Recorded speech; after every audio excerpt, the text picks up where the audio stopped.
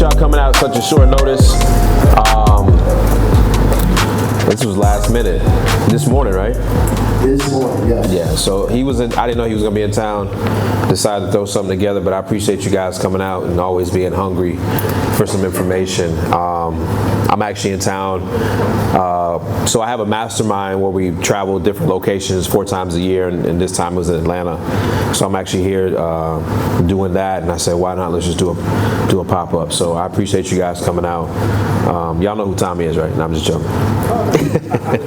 Now Tommy's my homeboy, man. He runs Atlanta down here, killing it in the Airbnb game. And how often do you still host your meetups here too? Yep, every second Thursday. Yeah, second Thursday. So shout out to the E-Complex for hosting us very short notice. David Shands, where he's at? No, David's always travel. Yeah. So shout out to him. And this is a cool spot, y'all. If y'all have never been here before, they do some cool stuff here. Very, very nice place. Actually, when I came here about a year and a half ago, I modeled my studio similar to this. So when we built our studio, this is what we kind of built it after a little bit. So shout out to David. But like the format what we do here is like pretty cool, right? So y'all watch a lot of YouTube videos, a lot of Facebook groups. There's a lot of white noise. Everybody's talking about do this, do that, and sometimes you get lost in the space. And now is your time to kind of like ask questions that pertain to what exactly you're going through right now. So be very selfish and ask questions that you don't get that answer to. I'm pretty busy. I travel a lot, so I don't get to answer DMs all the time and stuff like that. So this is the time where we face to face. Ask. There's no dumb question. Ask whatever you want, and then my man Tommy is just as knowledgeable as I am, and we'll both just try to help you guys out. We'll be here for like an hour or two, and then mingle. And remember, like I always say this everywhere I go, the most important part about this meetup, this pop-up, is the people you're in the room with, right? So when I leave town tomorrow, these people are still going to be here. And I always preach about collaboration versus competition. We out. We just check. Yeah, so I always preach low battery. Low battery, yeah. No, but what he's saying is absolutely true. That's exactly why I had everybody get up and speak with people. There are people in here that are different levels, right? And so we want to make sure that this environment is a safe environment, that everybody can ask questions, get answers to, and hopefully, hey Javon, can we get another battery, Javon? If we can make sure that you get the value that you're looking for, because you guys took the time to come out here. So, yeah. So how many people in here have done their first deal? Okay, so cool. So that gives you some knowledge and some steps of where people are in the business. So a lot of people are newbies, never done anything. Some people are stuck. Raise your hand if you're stuck in analysis paralysis. Right? All right, good. That's good. So today is the day. This is the locker room. This is halftime right now. So today we come in here. We're gonna talk about the deck strategy, and you're gonna leave here, and nobody's gonna be, in that analysis paralysis. But for you that are in this analysis paralysis, make sure you ask the questions that is stopping you from actually being, to that next step. Right? So. So I'd like to ask a question. So that's a very good segue. So one of the things that I asked this on my page today. I said, what are some of the things that you guys want to talk about, right? And someone said, hey, information overload or analysis paralysis. I saw like a good 30 to 35% of the room raise their hand. Mm-hmm. So let's figure out the problem. Why is that happening? Let's come up with some solutions. Let's talk. Let's have a candid conversation. We're all family here, right? Yeah, and so that's important. What's the reason? Why? I saw someone over here. Who's the brave person to raise their hand? All right, either one. Full-time job. Yeah. Okay, so full-time job. Let's make sure we understand this. So analysis paralysis is not a full-time job, right? Analysis paralysis is like I'm analyzing things over and over and over again, and I'm not applying any action. It's like, yeah, Max, I've been studying this and watching your videos for the last 9 months, and I haven't done anything. So let's get to the bottom of it. Like, what's the real reason? The fear of failure. Somebody just scared that, it's like somebody playing basketball, they're scared to lose a game. Okay.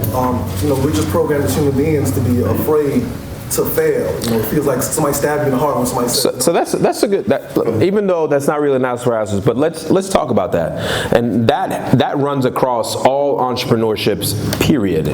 Like the reason why you won't start a new business or go outside of kind of your 9 to 5 is because when you go to Thanksgiving, you don't want people to say, "Oh, weren't you doing X last time I seen you? Oh, you failed at that? Oh, there you go again." You know how many times people used to say to me, "Oh, what is he up to now?" Like my brothers and sisters, "Oh, what is he doing now?" I had a gumball machine, man, like a gumball machine, right? And it failed. How do you feel at a gumball machine, right? Nobody buying gum. Nobody buying gums, right? Or they stealing. That's really what happened. They stealing gumball. But what I'm saying is, like, how many shots have LeBron James missed, right? How many, passes did Tom Brady, mess up on? Like, anybody who's anybody, right? Warren Buffett, $84 billion. He loses money every day. He makes bad decisions every single day, right?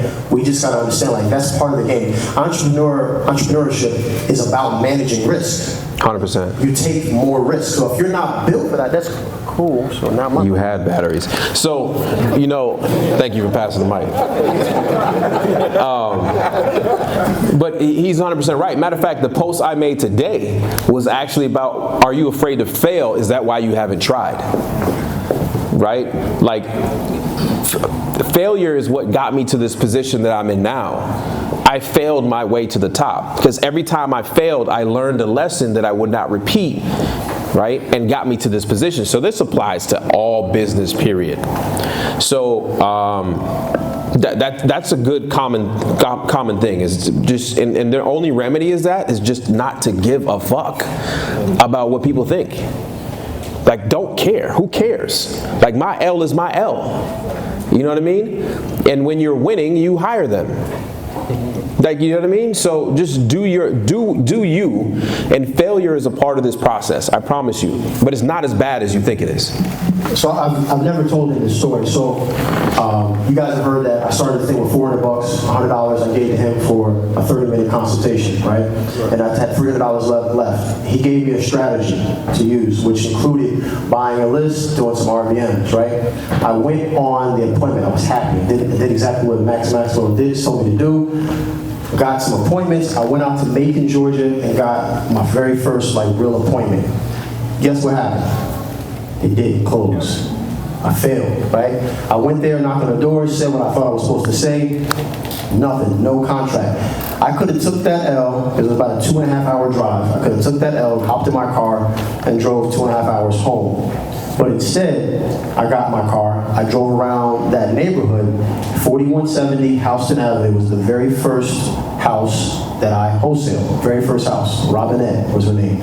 Very first house. And it came on the day that I went to an appointment from a strategy that he told me that everybody else would have said, "Oh, that stuff doesn't work. It's trash. It's a mistake. It's a scam." I took that quote-unquote L, and then I made sure that at least I'm going to be down there, at least I'm going to try. And I drove for dollars, and I found my very first property.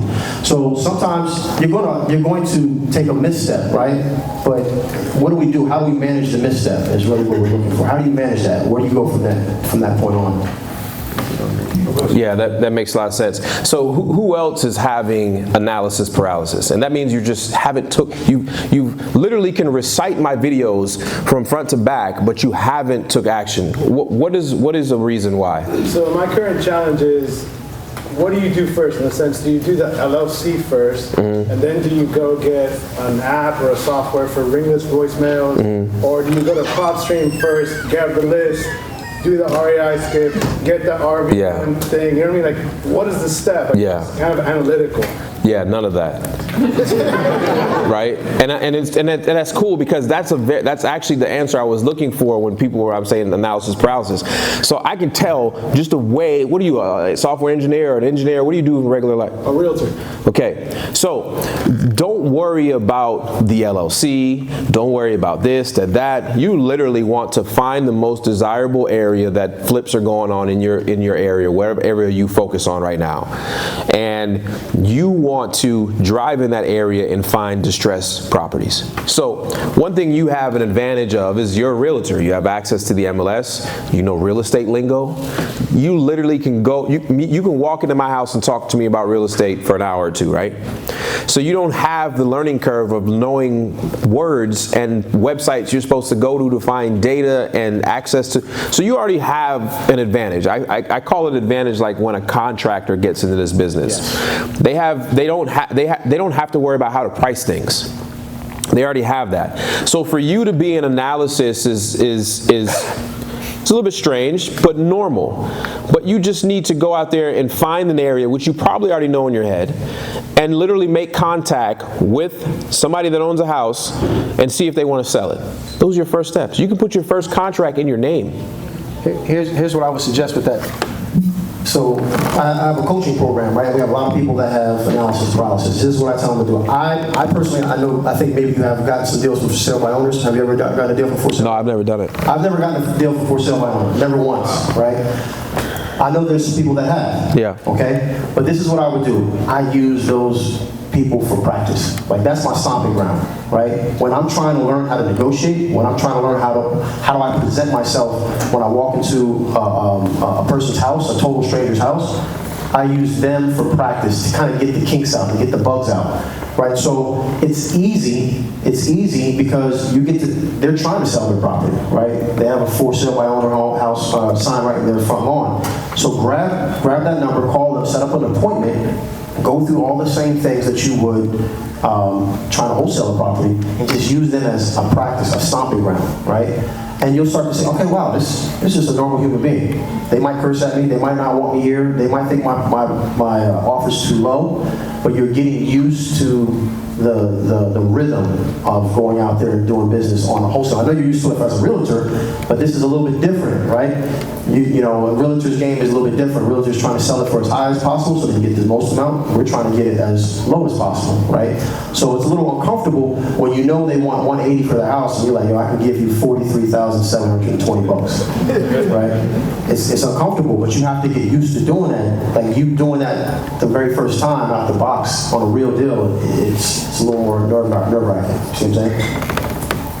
Yeah, and I would just, listen, in this business, if you're not talking to sellers or people that have distressed property or unwanted property every single day, you're never going to close a deal. Absolutely. You have to, how many of you guys talk to a seller today? No, like seriously, how many of you guys talk to a seller today? So those are the only people in this room that have a potential of closing a deal in the next 30 days. It's that simple. Perspective, man. So if you haven't talked to multiple sellers every single day, I don't care if they want to sell or not. If you haven't talked to them or anybody, then you will never close a deal in this business. How many appointments do you have to go on to get your average appointments you go on per deal? We used to do a lot better. Now we're at like 7. Shoot, that's really 7 appointments per deal is what we're at now. I'm at 14, so I got to go on 14 appointments to close one deal.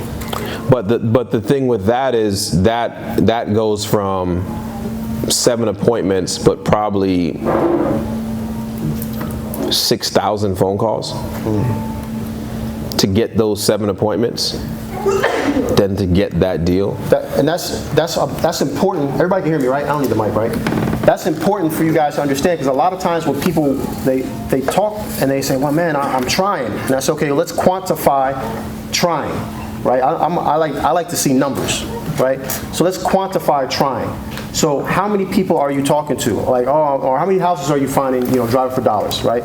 Like, I'm finding about like 5-10 a week. And I'm like, you're not even close to the numbers that you want to be at. So you feel like you're trying, you feel like you're putting in the effort, and then when you really look, like, I remember distinctly the conversation I had with him. I was like, man, I should be closing more deals. And I'm like, yo, I'm doing these RVMs, and he was like, well, how many people are you calling a week? And I was like, it's about 2,000 numbers we're running through an RVM. He said, bro, I'm doing 25,000. And it was like a light bulb. It's like, I thought I was working. I didn't know, I'm just seeing the success, right? I didn't know he was doing 10 times as much as what I was doing. So if you feel like you're working, you feel like, man, tell me I'm out here grinding, man. Well, what does grinding look like for you? Because grinding looking for me is different than from you. So if you think that you're working, then you find out, hey, he's doing 25 a week, 25K a week in phone calls, and it puts things in perspective. So I think that helps out a lot of people.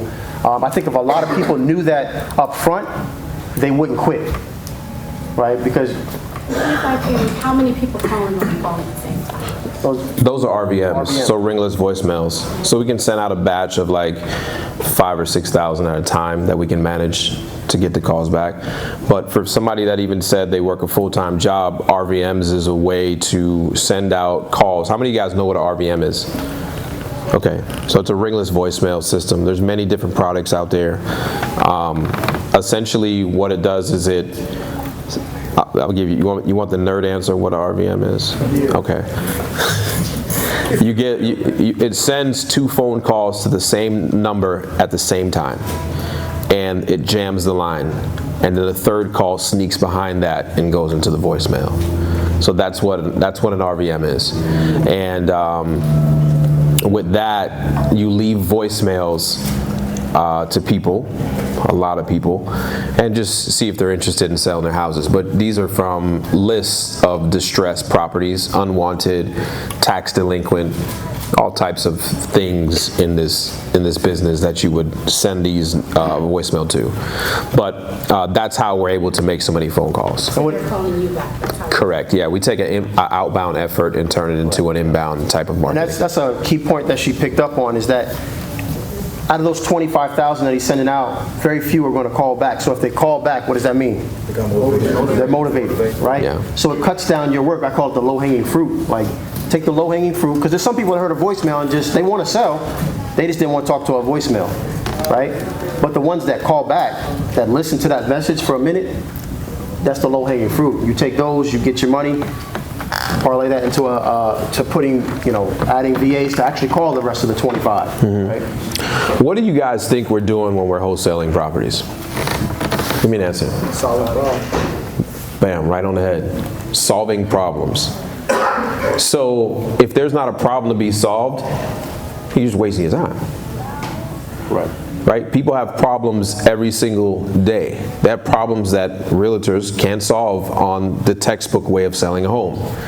And there's people that have properties that are in, and they inherited that they don't want. Properties that are physically neglected and the city doesn't want them to look like that. You have properties that are behind on taxes.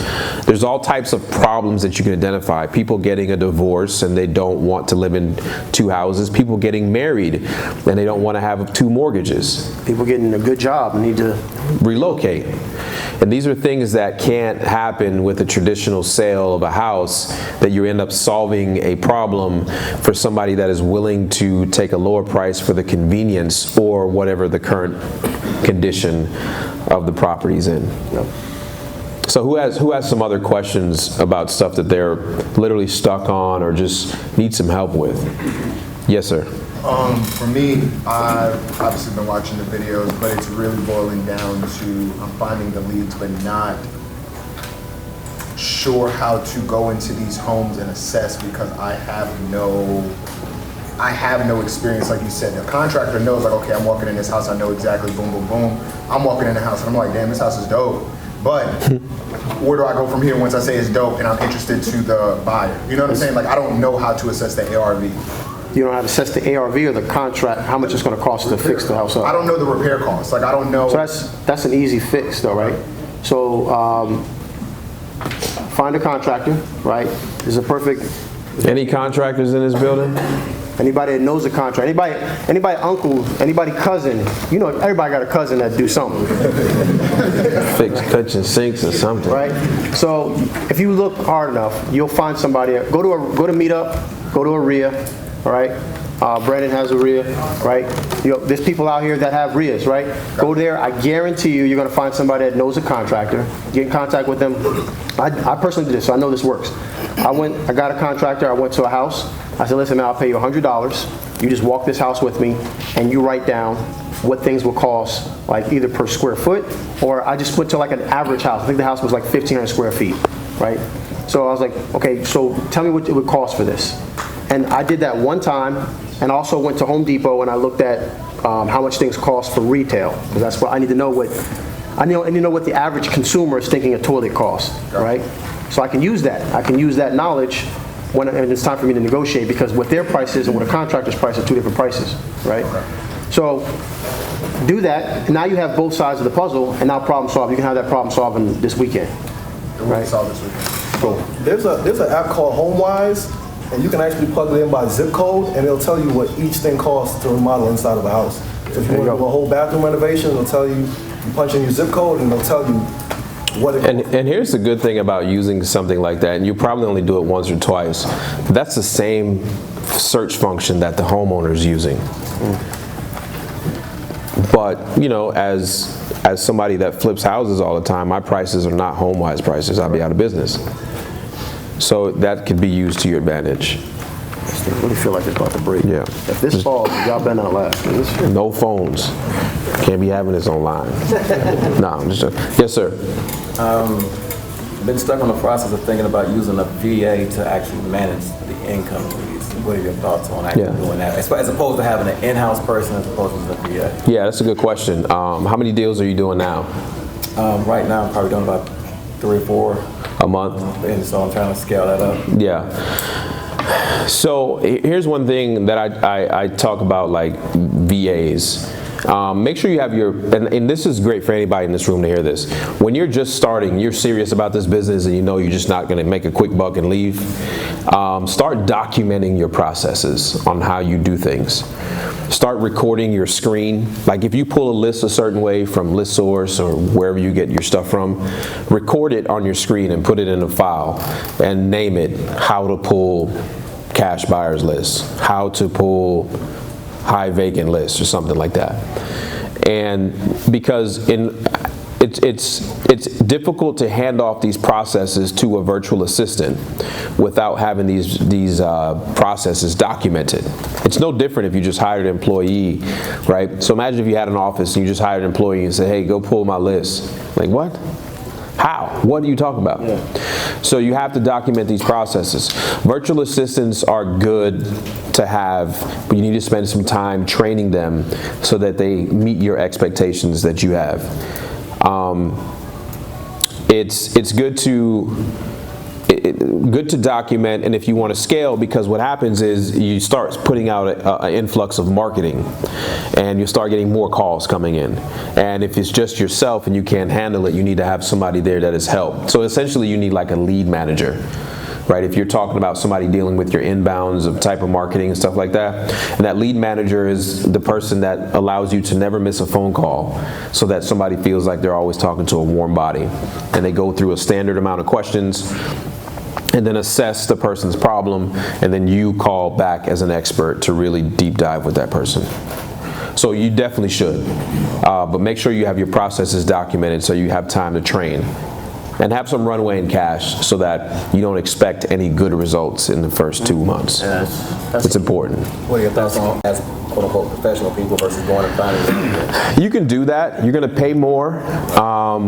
The problem with that I see is if you're looking for longevity in this business, you actually want to have control of your own employees. You don't want to have them hired through some type of agency, because when they pull back and you don't own it, you don't control it, right? So take the 30 days, the 60 days and train somebody. They're going to be cheaper, but you're going to get exactly what you want to. Okay. Hope that makes sense. Yes, sir. To kind of touch on what he said, what do you think of like VAs from overseas compared to VAs from the States here? All my VAs. I've had VAs over 2 years off in the Philippines. Okay. Yeah, I was supposed to go to the Philippines in the next few days, but I had to change the plans. Yeah, so VA's overseas, or are they using them in Nicaragua now too? Is that the country? Aren't you Nicaraguan? No, I'm not Nicaraguan. I'm New Jerseyan. Oh, New Jerseyan. Same thing. Same thing. Nothing against Nicaraguan. Yeah. So, yeah, I just spend the time training them. They speak English well, if you get the right ones, and just train them. Hard, dedicated, working people. And then I got a second question. When you pull down data, let's say we pull down 10,000 leads, what length of time would you work those leads? Like, I know some people that pull down data, if they don't get a deal that month, they throw it out. We was just talking about that. But like if you pull down 10,000 leads, would you work those for 3 months, 6 months? Like I leave my stuff in. You may hang up on me and I'm like, yeah, I'll talk to you next week. Yeah. Leave it in there. So we were discussing this today so these guys here are in my mastermind, right? So all over from Orlando, from where are you at? What's that place called? Indiana. Indiana. No, where's the actual town? What's the name of the town? Elkhart. San Diego, they from Memphis, San Antonio. So these guys from all over the country. All right, I'm going to explain this, and I haven't really said this in public, so this will probably be on every guru's YouTube channel by the morning. All right? If you don't mind, hold on. So I use what they call a conveyor belt system. All my leads go through this exact same conveyor belt every single time. So if I pull a list of 10,000 vacant properties, and I have, how many marketing methods do you have outbound? Cold calling, RVM, and text blast. Okay, so on a show of hands, how many of you are going to answer a unknown number? Okay, only a few people. So if you answer unknown number, then my marketing's gonna work for you. How many of you guys are gonna listen to a voicemail? Raise your hand. All right, cool. So now I just contacted the rest of you. So what I'm imagining is that you guys are my 10,000 list I just pulled, okay? How many of you guys are gonna read a postcard that I sent in the mail to you? Raise your hand. A few, not many. How many of you guys are gonna read a text message that I sent to your phone? Raise your hand. Ooh, looks like I just got the rest of y'all. So you've seen what it took for me to get everybody's attention with my marketing, and that's what marketing is, finding people's attention. So I had a problem in my business where I was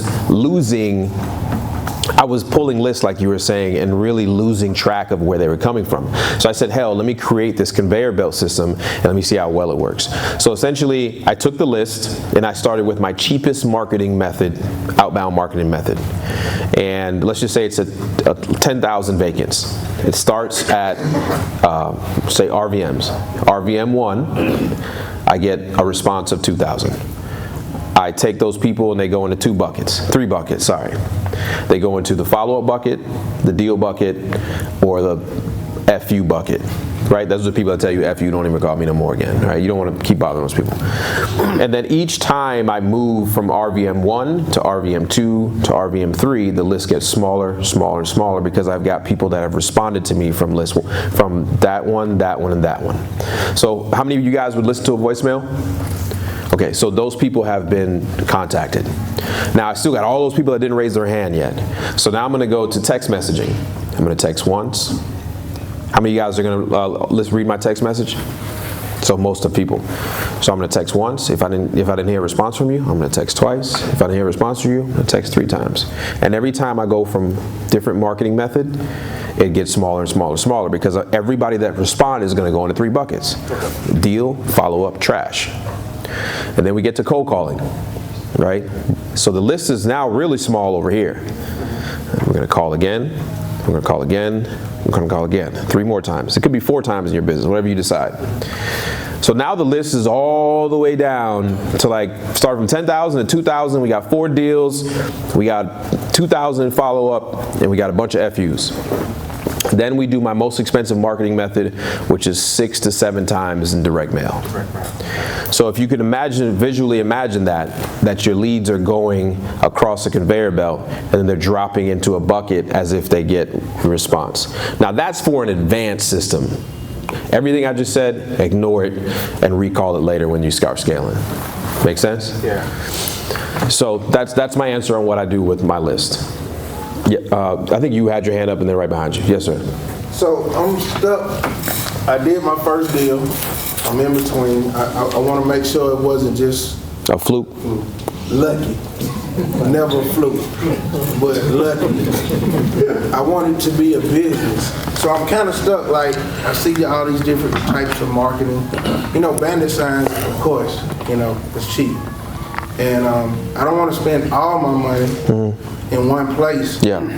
So I'm kind of stuck. I'm like, what should I do next? Or what would you suggest? Yeah. So how many people know my answer to this? What's my answer to this question? Real skip. Okay. What's the thing that you get? That's part. What do you think my answer is? Stick to what works. Stick to what works. So Stick with that, whatever. exactly. So what did you do? It fell in my lap. Tell me how. Oh, it's about to be a long story. See, you saw he was like, all right, see, here's what happened. Go ahead. See, my wife told me, she said her coworker came to her and she said she prayed about it. And she said it led to her to talk to me. Okay. So I said, what's the situation? She said, I don't know, I'm just giving you her number. So she gave me her number, I went over there. She said she was ashamed of her home. She had outgrew her home. She didn't have much space. So I went over there, I looked at it, said, don't even worry about it. I didn't have a buyer. I said, she was like, I'm so stressed out. Her insurance company was gonna take her insurance away because her deck was messed up. And she said she priced it was like $10,000. So I told her, I said, do you really want to spend $10,000 here? Or would you rather spend that 10 somewhere else? And she said, I really don't want to spend it.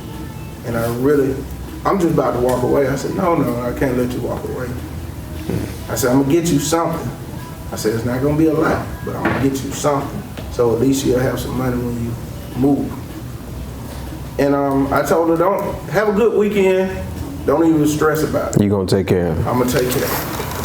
And she was happy. She called my wife. She was crying. She was like, he made me feel so good in my house. I was ashamed to let anybody else in. So that went through, and she agreed on the price with me. And I was like, okay, that'll work. That'll work for me. And I had a contract on Monday. I had a buyer on Wednesday. And how'd you find that buyer? So I had this buyer in my email for 5 years. And I just had his number. I knew what he did. He buy homes. Okay. And I just texted to him. He said, sure. When can I come see it? Yeah. So he need We went together. bandit signs at the church. Yeah. Yeah, well, that's one market. So you really got this from word of mouth. Yeah. It's hard to scale word of mouth, but it's possible. Yeah. You maybe need to start telling more people what you've done and ask that young lady to give you a review that you helped her out. What are you willing to do? Like, and don't blow by this answer, right? Don't give me the surface crap that everybody else gives, right? What are you really willing to commit 20 hours a week for the next 6 months? Oh, whatever it takes. I hate that. Well, listen. I'll tell you why I hate it is because when we say whatever it takes now, it's cool to say that here. Right. But 3 weeks from now, when you're putting up bandit signs in the rain at 2 o'clock in the morning. Exactly. Or you know, something, you know, your kid has a basketball game, but you know you're supposed to be hitting the phones, right? Whatever it takes then goes out the window. Whatever it takes for me means literally, I'm very literal, right? Whatever it takes means whatever it takes. So let's really think about that answer. Okay. So what are you willing to do? Like, are you willing and able to spend money on purchasing a list, setting up an RVM system, calling? If you're not, cool, then don't listen to what he was saying about doing RVMs. We got to find something for you. But we're here to try to solve the problem, but I need to know what you're really willing to do. I can't spend on everything. Yeah. You know what I'm saying? I can't spend on everything, but I am willing to spend. But it has to make sense. You know what I'm saying? I just can't say, hey, I want to do the ringless voicemail, even though I want to. And you shouldn't. You shouldn't. And you shouldn't. And I can't hire VAs right now. You shouldn't. I can't do all that. As you shouldn't. But so with the money I have, I just want to make the right moves with it. So that's what I do. because I don't want to put your business out there, right? Because in order for us to answer a question like that, I got to ask you, well, how much can you actually spend per month on a monthly basis for the next 6 months without Money and time. like money? Yeah, the money first, right? Because that's going to tell me, okay, if you, let's for example, you have $0, right? Not saying that you do. Let's say you have $0. Well, I can't tell you to go buy a list. I got $0. Right. Okay. So, all right. Well, That's a good answer too. yeah. No, I feel you. It's like I'm real with it. So your type of marketing that you have to do is going to be all sweat equity. So for me, I think probably because my first deal came from Driving for Dollars, I live, sleep, eat, breathe Driving for Dollars. Me too. And I've done it to a point where I don't get the same deals that everybody else does. I look for different. I don't look for just for desperate or distressed properties. I look for distressed owners, right? So there's a difference. Some people just look for distressed properties, and that's why everybody in this room will have the same address on their piece of paper, right? So I look for distressed owners. So here's one way of you can do it. Go on section8.go, right? Section 8, it's where the Section 8 website is, okay? That Section 8 website is going to list a whole bunch of people who have properties that are willing to put on Section 8, okay? They're going to, eventually, some of those people are going to get tired of doing Section 8. Anybody heard of a tired landlord? Yeah. Right? It's like, you know what, I'm tired of them busting up my walls, I'm tired of them blowing out the windows, I'm tired of my gutters falling off. All right? If they're on Section 8 for greater than 30 days, that's probably a property a lot of people are passing on. Okay? Go to that neighborhood, look in that particular, now you have a specific, you're not just driving for dollars aimlessly, you have a GPS coordinate to go to. Go in that neighborhood, contact that person, and then try to find at least 5 to 8 other properties in that neighborhood. And you'll see that, because people that, it just is what it is, right? In a certain socioeconomic class, you're going to have similar problems, right? Rich people have rich problems, right? Middle class America have middle class America problems. Poor people have poor people problems, right? And this just is, call it what it is, right? A lot of times when we have the lack of economics, our problems will be solved by what? Economics, by finances. Those are the people that we can help, right? So if this is a landlord that has a Section 8 property in an area where they have Section 8 vouchers and no one is going there, they probably want to sell that property, right? And that's free, right? And that'll get you in a neighborhood where there's other people that have the same type of problems. What's that website? It's Go Section 8. Go Section 8. Go Section 8. Go Section 8. Yeah. How many of you guys have attended eviction court before? Yeah. So if you're off in the daytime, find out when your county, the city, or whatever is having eviction court. That's a really good list. Go sit into that. That's a really good list. It's a court. So in North Carolina, it's actually like they have benches and you walk up and the next person. And outside of that courthouse is the docket. How many of you guys know what a docket is? It's the plaintiff and the defendant, right? So it lists the plaintiff. Well, who's the plaintiff in this eviction court? The homeowner. And who's the defendant? The tenant, right? So that lists the homeowner. Sometimes it's property management company as well too. And then who's getting kicked out. And at that point, how many of you guys have rental properties? Right, that is the lowest it is as a landlord. That is your lowest low of being a landlord, is during that eviction. So those are what we call tired landlords, and you can find those people in those courthouses or write their name down and then talk to them in a different time. Yes, sir. First, I want to thank both of you, especially Tommy, just for the knowledge. But then second, I know that when you got started, you said you got really good at tax lien. Yes, sir. And also the probate. Why are you so good at probate? Reading the very boring state statute of how things had to go, and then just like anything else, I started to then understand the most common problems that people going through probate had, and I started catering my services around probate problems. Right, leave the house, take anything you want of the house, leave it. We'll move stuff for you. We'll get a storage unit if you need to for you. I knew a guy that had storage facilities. Just these things, these common problems that people were having when they inherited a home suddenly. And there's you know, grandpa's or dad's stuff in the house, and they don't want to throw it away, but they need to sell the house because they can't afford it. They don't want to pay the taxes. I can get a team to move grandpa's or dad's things into storage unit.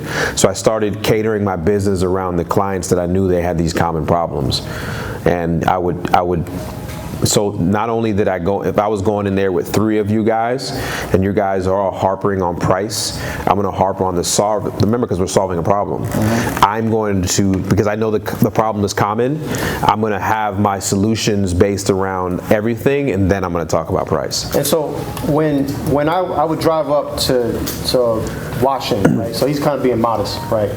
So dude is just amazing at building rapport with people. The reason people that are in my group, everybody knows what do I talk about? Building rapport, right? As soon as you get in the house, I'm not talking about the house. Where I got that from watching him. So like he said, everybody go in there and they just want to drop numbers. And I'm talking about, you know, the medal that their grandfather won when he was in, you know, Vietnam. And we spend the next 30 minutes just talking about that. Right? But I saw it from him. That's what he does. He's really good at building rapport. So if you can build rapport with someone, and I'm quite sure you had the same thing. I've had people that say, man, if someone else offered me more money, but I just... Plenty of times. I just wanted to roll with you because I have something about you. I like you. They like you, and then you're actually solving problems. I mean, I've moved air conditioners from the top window to the downstairs. I've cut lawns, you know, or sent lawn service for them so they wouldn't get a city violation. I've done everything possible because I know the common problems of what I was trying to solve. You just get good at, you know, that, and then you, like, other than reading the state statute to understand the paperwork that has to happen each time somebody goes to a probate situation, just understanding your customer. Period. Like if you had a restaurant, you knew that they needed, you know, X amount of sauce, or they like this on the lunch menu versus the dinner menu. You just understand your customer and solve that problem. The bigger the problem you solve, the more money you make. Hey, question, how much is your app to find owners? Because I heard your Earn Your Leisure podcast, so I wanted to get some information on that, because I have a list of properties. Yeah. I can't find owners. So it's not an app, it's a website, and it's just called reiskip.com, and it's basically where the problem that you lie in right now is something called skip tracing. And if you listen to the podcast, I used to be a bounty hunter / bail bondsman, and when people didn't go to when I would bail somebody out of jail and they wouldn't show up at court, that whole $10,000 bond is now my responsibility. So we call them a skip, and we have to trace a skip. So that person that's where the word skip tracing came from. So we developed technology that allows you to do single skips, like you can just put in a person's address, it's going to tell you who owns it and their phone number and their email. Or you can do, if you have a big list, you can do it all at one time. And it's like 15 cents. So you need to look up the word skip tracing, and that's where you're at. You see. So I'm guessing you went out, you identified houses, and you're like, I'm a real estate broker, so I got unnecessary risks. Got it. So you just need to get in contact with the homeowners. Exactly. Yeah. Okay. So that's exactly what you need to do. I like it that there's so many realtors like. Hey, respect too. Congrats on all this. Thank you, man. I appreciate that. For real, I do. Let me get to him because he been holding. I'm sorry, I meant to get you back like 3 people ago. I just want to know that there are any methods for wholesaling homes with no equity use. Yes and no. So there's this method called subject to.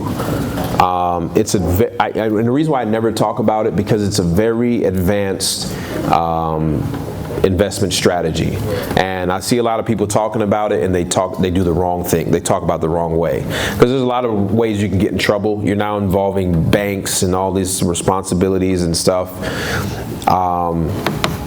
So the short answer is yes, but typically you don't want to trade bad equity positions with a homeowner ever. You know what I mean? Yeah. Yes, sir. How has social media impacted your business as far as getting leads? Is that a good source too? So I do a lot of JVs with people. Matter of fact, we just did a JV in Nashville. We're doing a JV in Texas. So that's helped. One thing that's hurt is I can't really go on appointments too much no more. And if I do, I love going on appointments where people just typically, you know, they just don't listen to you, watch YouTube. But I can't give out business cards anymore either. So there's a plus and a minus to it. But you just roll with the punches, right? It's just part of the business. Yes, ma'am. So with Mojo Dialer and Dialer Pad, I understand now that they work together, right? You have to have both instead of just, that's where I was messing up. I was thinking I just needed Mojo Dialer. Because I'm wanting to start scaling up, but I've been doing all this with cold callings myself. Thousands a week, and it's, You want to get on that triple line dial or something that makes it faster? yeah. So you already have a cell phone, right? Yes. So you don't need the dial pad. Oh, okay. Reason why I have dial pad, because half of my staff is in the Philippines, half lives in America. So they need some type of office phone, and that's what that acts as. So if you have a cell phone already, you can connect your cell phone to what is it? Mojo. You can connect it to Mojo, and it's going to mask your number to whatever number you have, like your outbound number, and you can just start making phone calls. And that'll free up some time, because you're like, because what happens is a triple line dialer, for people don't know, is it calls 3 people at one time. It rings, rings, ring. Whoever picks up first, that's who you talk to. Once they hang up, it's calling 3 more people. Same thing, process over. So it allows you to just scale and speak to more people. Yes, ma'am, in the back. Well, just to piggyback off her other question, but Mojo, she don't need a dial pad. You said she can use an X. My number one problem is, a few years ago, I wasn't having a problem having to like tell my seller, hey, I'm gonna sell this. You know what I'm saying? So I did more double closings than not, but I feel like it's a waste of money. You know what I'm saying? So what happened is about 6 months ago, I had a guy call me right after he wanted to sign the paperwork. He said, hey, you about to sell the house already? So I was like, well, sir, I helped you with your situation. Did you know, he couldn't back out, he already signed. It was like, oh no, they made me sign a document, because now the lawyers are having to be really full disclosure with the sellers, because a lot of people are getting into wholesaling. So do you feel like I should just be, well, I am a friend, I changed my script. I changed my script so that they know, so if they ever come back, it's like, hey, I did tell you, I'm working with a network of investors. Do you want the house sold or not? You know what I'm saying? Yeah. So now, don't do double closings, or do double closings still? I don't do double closings, and the script that I use all the time is very simple. I'd say, what's your name? Sophia. Sophia? Sophia, this is what I'm going to do. I got 1 of 3 things that I'm going to be able to do. I'm either going to fix your property up, I'm going to spend $50, $60, maybe even no more than $100,000 on renovating it, and then I'm going to sell it for a profit. I'm an investor, I'm trying to make as much money as possible. Second option, I might do maybe a light rehab and just put it on the market for a rental. I don't know if this is a good neighborhood for a rental. I have to do my numbers. And then my third option, every once in a while, is I will partner with another investor. And so, Sophia, what that looks like is that I'm really, really good at what I do, and what these investors do, they have a lot of cash, and they will pay me to go find a property for them just because they don't have the time for it. And if I decide to do that, I'll also let you know that as well. But either way, Sophia, you are going to get the same amount of money slid across the table to you at the closing when this whole deal is done. Is that fair enough? And I just shut up, right? So what I've asked them before, what I asked them at the very end, if you guys catch it, it's just the psychology of it, right? It's no longer, is it okay that I wholesale your property? Because essentially that's what I told them, right? I'm wholesaling. My last question is, as long as this is a win-win situation, you're going to get that money slid across the table. I make them visualize that, right? You get that check slid across the table to you with the amount that we agree upon. Is it fair enough? What did I ask them? Did I ask them, are they okay with wholesaling? No, I didn't. I asked them, are they okay with getting the money that we agreed upon? But they say yes. Right? And I get them in the habit of saying, and we do other things too, like called soft closes, right? We just start getting people to say yes over and over and over again throughout the time of while you're talking with them. And then when it comes down to that point, it's a yes, right? But that's how I would bring that up. So that way they can't say, and on my contract, it says right there on the bottom, I think it's like the second one from the bottom, that I can find a buyer for it, and if I don't, then blah, blah, blah. So I have it in my contract, and I tell it to them verbally. But the key to this is that you have to do this up front. Yeah, it's called setting the expectation. You can't spring this like at the closing table, right? You gotta let them know ahead of time, like right from the very beginning, like the very first time when you guys get to meet with each other and talk face to face. Have you ever had someone, even though you've disclosed all that in the beginning, while you were marketing the property, still come back and say, hey, why are you trying to sell my house? Me, no, because I'm pretty straightforward with it, like, they know. So, It's that old age, man. yeah, I know. It's that old age. So about a week ago, there was this news story in Atlanta. How many seen it? Very disappointed with that news story. Yeah. When I was at home watching it. Yep. Somebody texted to me. Yeah. So if you've seen that news story, you know what I'm talking about? Raise your hand if you've seen it again. So it was where a local news station went undercover to a meeting like this and demonized what somebody making $35,000. Essentially, a lady lived in a house for 46 years and sold it to somebody for $95,000. They bought it. They turned around and sold it, I think the same day or the next day, and made a $35,000 profit. And they demonized that. Now, I'm just gonna be straight up with y'all. We are making money, and some people don't like that. And I don't care what you say, it's just a fact. Realtors. People, period. Especially those. But I'm a realtor too, man. You good? You in here now, so you good. So, what I want to say is, if you come from this business and you approach it in the manner that you are solving a problem, you're more than qualified to articulate that to the news. And if you didn't see it, I don't know the young lady. They made her look real bad on the news. She ran from the camera. It just wasn't a good look for the industry. They made her look bad, and there was absolutely nothing wrong with what she did. America is a capitalist country. Banks do. There's so many industries that way worse. I mean, way worse. Just so my point of saying that. So my point of saying that is, there's an ethical way of doing this business. So always, here's one rule. If you wouldn't do it or want somebody to do it to your grandmother, don't do it to anybody else. That's my number rule. That's my sniff test. If you're okay with it, then go ahead. If not, just don't do it. I know you had your hand raised. Yes, sir. So I actually went to that meetup. Okay. I know exactly the lady and everything. So my only problem I had with that, she ran away from me. Because she couldn't articulate. Yeah. It probably rushed. It was probably just first instinct. You rushing me with. But they edit it to make people look bad. That's true. But don't you think she should have us sit down with the same investigative reporter? I'd have tore them a new asshole. Right. And I think she still should, just for the sake of the business. Yeah. Because some people, if they're new, they might be saying, oh, wow, I might not need to do this. So there's a couple things that I pointed out that were instantly wrong in that news article or the TV broadcast. They said Zillow estimated the house current value at $235 as is. Well, first of all, when in the hell did Zillow start giving as is values from California? And when has Zillow ever been correct? The lady lived in the house for 46 years. She had a problem where if you as a realtor went to a house that somebody lived in, all the realtors, I want to single you out.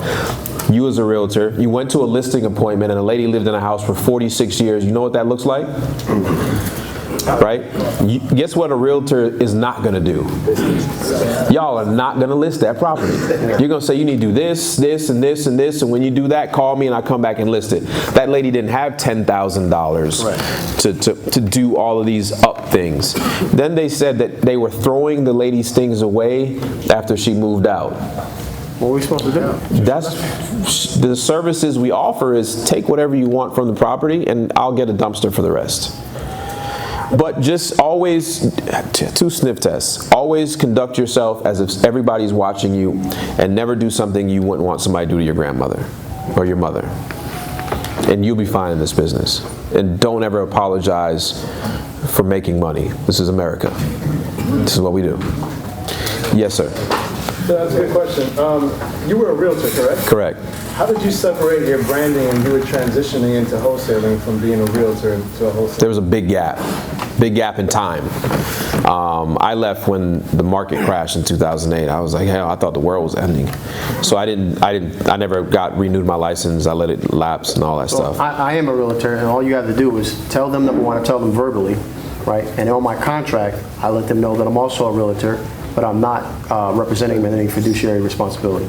So, and I had somebody else told me that he actually, another guy who was a realtor, he's like, I actually make them stand in front of a camera and we video record it. Like, he takes it to another, like. That's overboard. That's a little overboard, but to each his own, right? So for me, telling them verbally and then having them sell the contract, and like you said, being upfront with people and being honest with people from the very beginning, not allowing them time to ask you the question to find out whether or not you're a realtor. And just being open and honest, right? It's just gonna get you so far. Yeah. Broker? No. So do you have to give a cut of what as a realtor? Heck no, he ain't getting nothing. No, and he's made that arrangement with his brokerage. And if he tried to do that, I would just say, listen, I make more money from wholesaling than I do being a real estate agent. Right? No. I'm out. Yeah, I'm out. But, setting the expectation with the customer in the beginning is always the most important thing you do. Let them know that you are here. You're not a nonprofit organization. That's actually in my script. Like, hey, look, listen, I can't buy it at this price, but if you're willing to do this price, then we can make a deal. It's that simple. I'm not forcing you to do it, but that's just the way things work. There's no different. How many of you guys have ever traded a car in at a dealership? Do you know the next day they turn around and sell that thing for thousands more than they told you that it was worth? You ain't never seen no news story over there, have you? So they're just going to pick on who they want to pick on if they know you can't articulate your story. Okay. Who's got other questions? I think my man back there. Yes, sir. Alright, when you had first started, like before you hired anybody, how many calls and how many, how are you managing your business when you first started? It was just you. Yeah, so that's a good question, and I think that's where a lot of people actually are in this room. I would do 200 phone calls a day. And I would do those between the hours of 9 to 12. Then I would take a break and go do my appointments / go to the go to the courthouse and find records in the probate and the tax room. And then the second part of the day, I would come home and make some more phone calls between like 5 and 8. So this was my entire life. And at night, I organize data so that I can get ready to call first thing in the morning. Make sense? And just one more question. Like when you first started, what list was the most profitable list for you? For me, when I started, I didn't have any money. So it was just like, and I enjoyed driving for dollars, but when I started to deep dive into like the courthouse and knowing that all data originated from those, like the courthouse and the county register of deeds, I knew those two places where all the where all the data originated from. Then I started deep diving, and that's when I got good at taxes, and then I got good at probate because I realized nobody was on this. Everybody was pulling an absentee owner's list and sending mail. At that point, like, mail was a thing. So when I came out and told people that I was making a lot of money and I wasn't doing mail, they was like, what? I was like, yeah, I just pick up the phone and call them. I was like, you call them? I'm like, yeah. They answer the phone. So, 3 years ago, believe it or not, cold calling was not a thing in this business. It was not. So just literally trying to find a niche list that you like and go after it. Maybe you spend your mornings at eviction court. That's all you do for the next 2 weeks.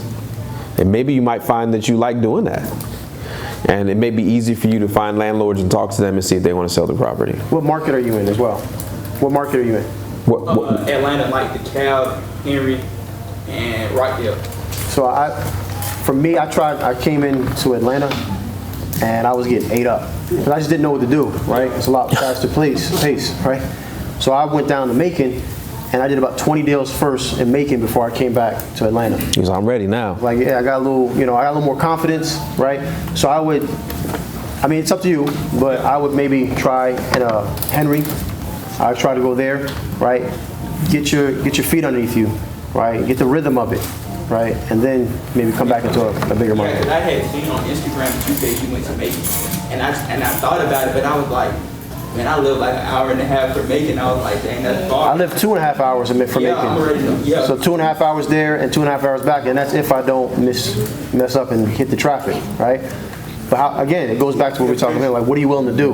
Like, I was literally willing to do whatever it took. Whatever it took. I didn't care, right? I would wake up at 5 o'clock in the morning, get down there, spend the whole day there, and then come back. And then I would organize my data, and I would make my phone calls. And guess what?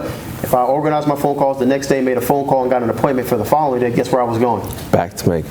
Back down to Macon, right? But that's what it took for me. Maybe that doesn't take for you, but for me, that's what it took. And what I realize is a lot of people want to do this journey alone, and you don't have to. Oh, yeah. Like, my man right here has already completed a deal, and maybe you went out and found something and you're not sure what to do with it, but he's been through the entire process. Pick up the phone, be like, yo, I got a deal, not sure what to do next. Cool, I'll partner with you. You know? Go ahead, babe. I wanted to speak more about the process of the cold calling. I understand we want to get to the point of solving the problem, but initially, I know there's a lot of scenarios can play out. You know, you got the FU people and just a whole lot of things. But could you have any like strips to refer to in regards to that process of cold calling? You said scripts? Yeah, scripts. Yeah. Scripts, I mean, there's scripts all over the place. You can go to my website. I got them for free, therealmaxwell.com/scripts. But you really just, like, here's the easiest script. What's your name? Jay Sean. Jay Sean. So you call an owner and say, you know, if you know their name, hey, Ted, this is Jay Sean. I was calling to see if you were interested in selling that house down there on 123 Main Street. And what about like legal contracts? Because I hear, you know, once you get the deal, I want to know, like, there's cool. Make a simple contract. How many of you guys have done a deal? Raise your hand. Where'd you get your contract from? Online. Right. So where do you know? Are you using like the Georgia contract or? I did Daniels. Oh, so you're using? Yeah. So, and that's what I love about this. Cause like we're a community of people. Like when we leave here, 5 of y'all should be talking about, yo, let's meet up next Thursday at Starbucks and chop it up for an hour. That's what I was going. Like what you were talking about, right? Group economics. Like practicing group economics. If you don't have $500 to go buy a list.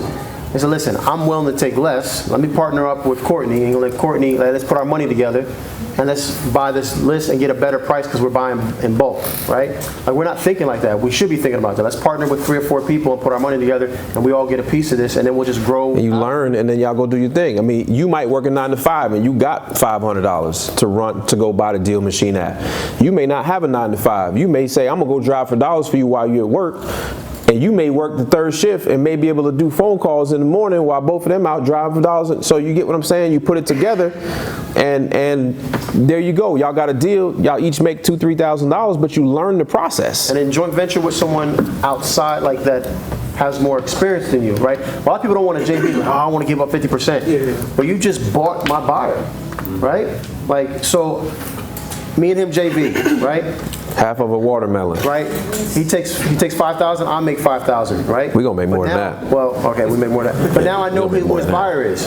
Now with my next property I find, do I need to go break off? No, I already know who his buyer is, right? That's what you're paying for. Like, that's what I look at. When someone does a JV with me and I introduce him to my buyer, I don't expect you to break me off the next time you sell it to him. It's just this particular deal.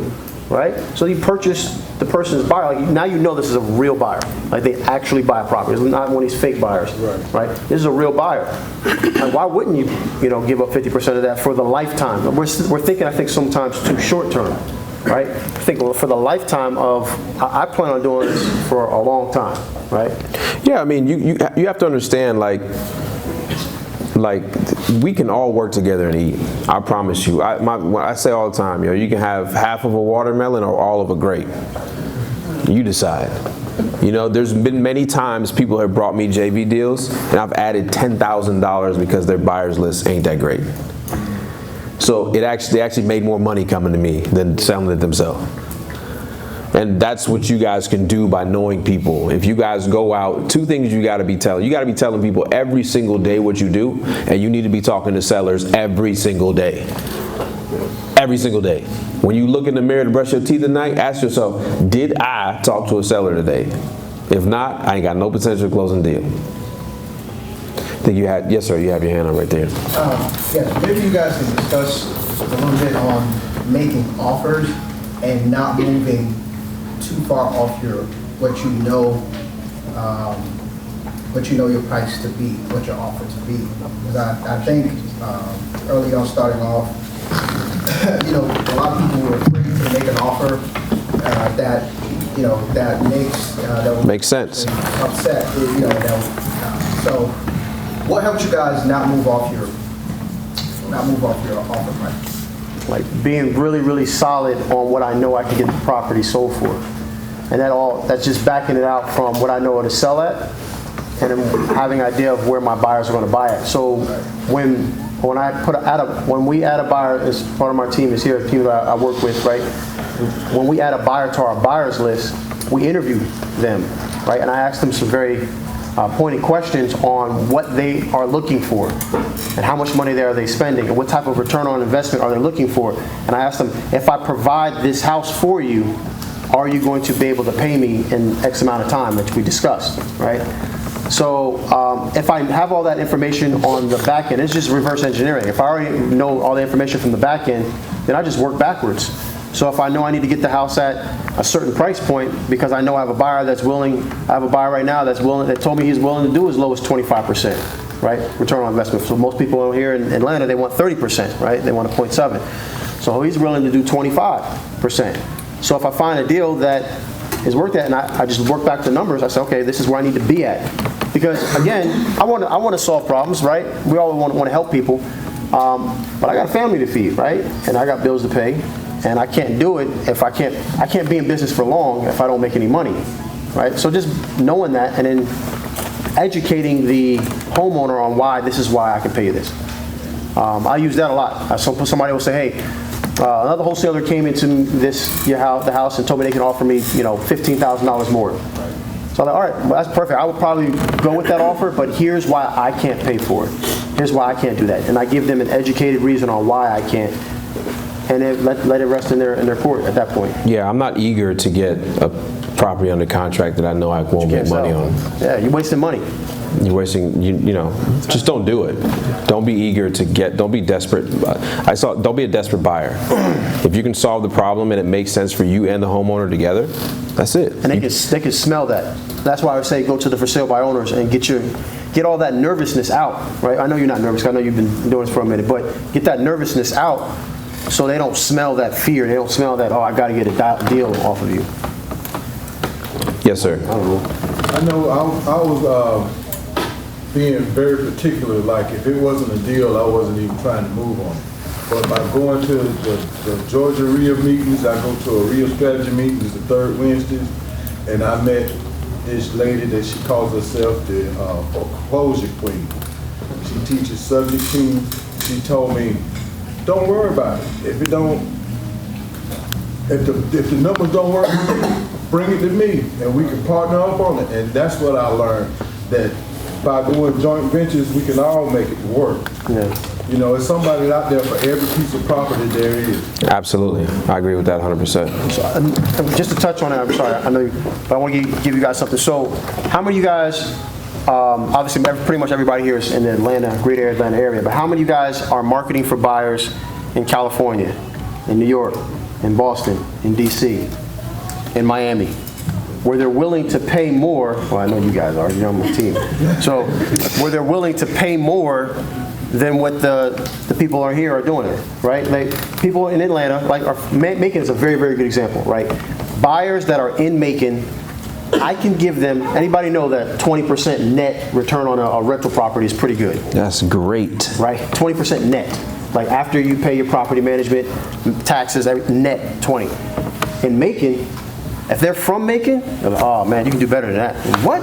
Where are you getting better than that at? I take that deal to someone else outside of Macon. Gone in a second. All day, let's do it. So a deal that would normally pass on, or some people would pass on, because we're looking for people that don't live in the area, that recognize, man, 20% is a great investment. That's simple. Just market go on Craigslist, marketing in Los Angeles, market in Seattle, market in Boston. You start getting people that will start contacting you. It's like, hey, I can provide you this. It becomes simple then. I don't know where Back to what we talked about when he was talking about the numbers. I know the traditional 70%. Take 30% off, you minus your fee and repairs. But what about when you call the owner and it needs painted carpet? It don't need no electrical, no gutting, no floor, paint, carpet. And it's a property that you probably could spend $10,000, which would be more closer to a hotel. But how do you do that over the phone with somebody? Because you're usually trained in here in Atlanta, if a house is $200,000, you probably got to get it at $100,000 to be at the 70% rule. How does that work with a house that doesn't need that much work? You're just backing out the repair costs and all that stuff. It's just a whole different, it's just a whole different ball game. I mean, yeah. The repair costs are the repair costs, right? So it's 30% minus repairs minus my fee. If the repairs happen to be, $5,000, then I can pay them more. Yeah. Right? I want to pay them more. Yeah. So it's like you probably want to go see the property or not even. See, and that's the thing. I don't know. I know I've seen him do it, but I know he does stuff on the phone too. I've only closed like 2 deals over the phone like twice. Yeah. Right. 2 deals over the phone twice. That makes no sense. But you guys know what I'm talking about, right? So I've only done it twice. Everything else I like because I know what my strengths are. Right. I know I can get into a house and I can pretty much talk to anybody, and I can build rapport with them.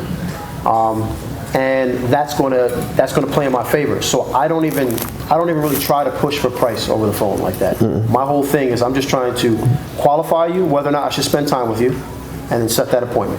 Yeah. Because if it makes sense for me to go out there, I know I can win you over once I get there. Right? I give over the phone sometimes. Sometimes the conversation does lead to price, and I'll give you a take it without me seeing it price. I do that quite a bit, and sometimes it works. There you go. Yes, sir. Now, part of what you were saying about like pricing, I used to be afraid to make lowball offers, but what's kind of helped me is being able to pair that offer with 3 different ways. Like, hey, I can exit these ways. I can give you your price if you give me these specific terms. Now, is there any advice that you guys can provide on being able to negotiate different terms to make it into a deal? First, take out that lowball offer out of your vocabulary. Yeah. It's a bad thing. I'm not making you a lowball offer. I'm making you an offer based upon the condition of your property. And what you feel like you can pay for it. Yeah. I feel I can pay more for it. Yeah. I don't give lowball offers. I give offers that make sense, that I can make a profit. It's not a lowball. I mean, if your house is messed up and I need to do all these repairs, then I'm going to make it, because there's things only sell according to what you know what market value is. What somebody's willing to pay. Like, you can walk in here with a 50-cent Snicker bar, and ain't none of us ate in 5 days. The market price on that Snicker bar went way up. I might give you a few G's for that. You see what I'm saying? The market price. Or we could be in the candy store and you can't give it away. You see what I'm saying? So that's not a lowball offer. It's just the market price for the current Snickers bar. That's a good point. But, your question was about, like, how do you give multiple offers and exit strategies? Do you do the 3 offer? It's option closing. Yeah. Yeah, so people like to have options. Everybody wants to feel like they're in control and have an option. So the illusion of having control is what you give them. So they say, hey, here's 3 different scenarios, whether it's here's my wholesale price, here's my subject to price, and here's my lease option price, let's say, right? Here's my 3 options. Which one fits better for you? Now, all of them are going to make me money. Some of them might make me more money. Probably the wholesale deal is probably going to make me the most money, right? Or it could be the way you know, the subject to, right? Just the way it depends on that particular property. But they feel like they're in control. That's why whenever I ask them when I set an appointment, I give them the option. But the options, I give them the option. So it's like, we're going to come out to your property I have Thursday at 7 available and Sunday at 10 a.m. Which one works best for you? So both of them work good for me. But they feel like they have control, right? So the option close is a really good way of doing it. I mean, you just got to make sure that you know how to explain. He does a really good thing. He told me explaining the subject to on, we're going to give you all your money. The only people that have to wait on it is the bank, right? You have to be able to know, hey, I want the subject to. You have to know how to explain that subject to, not the way that you and everybody in this room knows how to explain it, but how on a 3rd grade level so that they can explain it, or so they can take it back and talk to. Because they ain't gonna make a decision without their wife, right? They don't get killed. So they go back and talk to their wife about it, and that way they can explain it to them. So just be prepared for it. Yeah. Can you explain the subject to me? Explain something. So, like a third grader? Sure. Perfect. So, here, subject to is really simple, sir. What's your name? Will. Will, this is really easy. Right now, your property, there's not enough money in it, not enough space from what you owe to what it's worth, right? There's not enough equity. It's called equity, the difference between what you owe and how much the property is worth, right? There's not enough of that right now where me as an investor would feel comfortable buying it and turning the profit, because I'm spending my own money on this, right? But what we can do is there's going to be checks and balances. You're going to be giving me some checks, and I'm going to give you some checks, right? So the check for me is that you are going to put the property in my name, right? Well, why would I do that? Well, because I'm going to go ahead and pay you, let's just say you wanted $10,000. I'm going to pay you your $10,000. I'm going to spend then another $15,000 renovating this property. I'm also going to take care of all the closing costs, so you don't have to come out your pocket for any of that. So I'm spending a lot of money. And making the payments. And making the payments. If the property is not my name, you could just take that. I just upgraded I just pimped your house essentially, right? You could just walk away, okay? So in order for that check from me, I need to have the property in my name. Now, on your end, the mortgage is going to stay in place. And some people are like, well, why would that happen, right? Well, the mortgage is attached to the property, okay? But here's the good thing about it, is that I am going to take care of the mortgage. And the reason why I'm going to do that is because I just gave you $10,000, plus put $15,000 in renovating, paid all the closing costs for $3,000, and I'm making the mortgage payments. So I want to ensure that this mortgage gets paid. And from what you discussed with me, Will, you kind of need a little bit of help catching up on the mortgage, right? So I want to make sure that my investment is sound. Does that make sense to you? Okay, so that's how I will explain it to them, so they understand it. So that's your third grade level? I would fail your high school, 100%. So I get you say, let me kind of. So this is how I kind of do it. So what happens is you walk into a house, and let's just use an example of a $200,000 house, and you're saying in Atlanta you need to get it for 100, right? And let's just say the person owes 105. Right? Let's be a little bit more dramatic. Say they own 118. And for me to make it a wholesale deal, which you have to get ROI, you can't give them 118 cash because it makes no sense. So here's what we're saying. So I'm at the house and we're negotiating, and you're like, hey, look, I owe 118. I was looking to get somewhere around 130. Let's just say you owe 115. Keep my simple ass with this math, right? So you say, look, I wanted 130, and I'm like, Mr. Seller, I can't give you 130. I mean, it just doesn't make sense. I have to do renovations costs. My return on investment is going to be somewhere around 5%. I'm not going to make a deal like that. But here's what we can do. So your mortgage is 130, and you're asking me, your mortgage is 115, and you're asking me for 130, right? So essentially you're asking me for $15,000. Is that right? Yeah, I would walk away with $15,000. Okay. So I've been doing this thing lately that's been making a lot of sense for a lot of sellers. Here's what I can do. I can give you that $15,000 right now. And what's going to happen is you're going to keep the mortgage where it is. And the only person that really has to wait for their money is the bank. You don't care if the bank has to wait for their money, do you? No. So what would happen is I'm going to give you your $15,000 at closing. You're going to keep, and I'm going to make your payments every single month. And during those months, I'm going to renovate your property, and then I'm going to put it on the market, and I'm going to sell it. Now, this makes more sense for me because the money I have in the deal, I'm going to give you $15,000. I'm going to spend $15,000 on renovations, and I'm probably going to make 3 months worth of payments, and I'm going to sell it for $200,000. That is a better return on investment than if I gave you the full $130,000 on cash. It just wouldn't make sense. But at the end of the day, you're still walking away with the same amount of profit as if we did it the other way. I had a potential deal like that the other day too. Like you say, you know how to set it up for structure. Yeah, what you should have called and JV'd with somebody, but I didn't. For the first year of my business, I didn't touch those. They scared me. I didn't know how to explain them.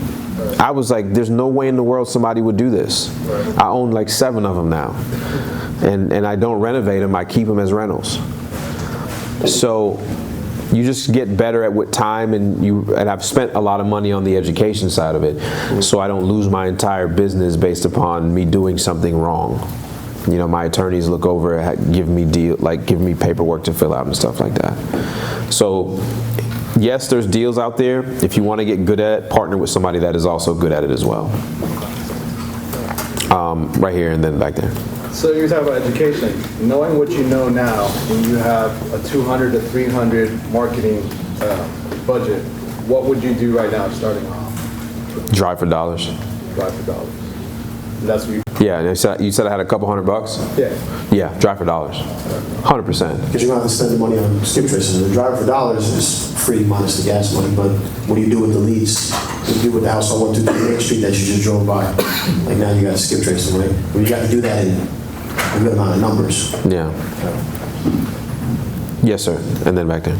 So I'm going back to you. You say you got like 7 properties subject to. Yes, sir. And you rent them out. Mm-hmm. Are you doing any lease options to buy? Yes. Okay. So who claimed the taxes so you claim the taxes? Yes, sir. Okay. Yeah. I didn't understand that part of it. Yeah. Because actually the owners, the original owners still, the finances are still through them. But they haven't made any payments. So if they claim the taxes, they're frauding. That's called fraud. But you can claim the taxes? Yeah, it says it in my contract. Okay. Yeah. Hey, you have a good contract for subject to, and it's also hard to find attorneys to close on something. You're right. You're 100% right. I got one for you in Atlanta. It's in South Carolina. I can't help you then. Let me shut up. I can't help you. But my contract is the same contract that I use for all my deals. It just has different parts where you fill out if it's a subject to deal. You have it on your website? I believe it is. I believe it is one of those contracts. I believe so. Yes, sir. So I know that Francis is your acquisition manager. So how do you pick him, or how did you choose him? Because it seems like it's a perfect fit. He's a realtor. It took a while to get there, but what I'm having trouble with is, if you're paying a commission too, then you're gonna have to. Some people say you have to disclose it on the club because the broker wants to be part of it and all this. Is there a certain reason why you picked Francis in terms of any benefit? Obviously, you can list any of your retail needs, but I sold Francis a house and I met him a few years ago, and we just started working together, and it's just worked out great. All that disclosures and stuff, I'm not sure. He's a broker though. Yeah, he's a broker. So he's not just a real estate agent. He owns his own brokerage. Yeah. So what was your question again? I'm sorry. No, what's your best advice for hiring an acquisition manager? Would you look at, I don't know if you look particular into him as a realtor or a broker. Are you searching for anything in particular? Now, I know I wouldn't necessarily go after anybody with a real estate license or a brokerage right now. That's not like a thing that they have to have. I'm actually spending a lot of money on learning how to hire correctly. I'm spending money on education, so I'm not the best at it. So I need to get better at hiring people. But there's just certain characteristics. You're not necessarily looking for a salesperson either. Like we talked about today, the only real characteristic you need for a acquisitions manager is somebody that can hold a conversation with somebody. And the rest is pretty self-explanatory. You can learn what we do in a few days. So don't overcomplicate it. Right behind you, sir. Quick question. So, you've been wholesaling for a while. You're pretty experienced, but you're not like a Maxwell or a Coming Hope.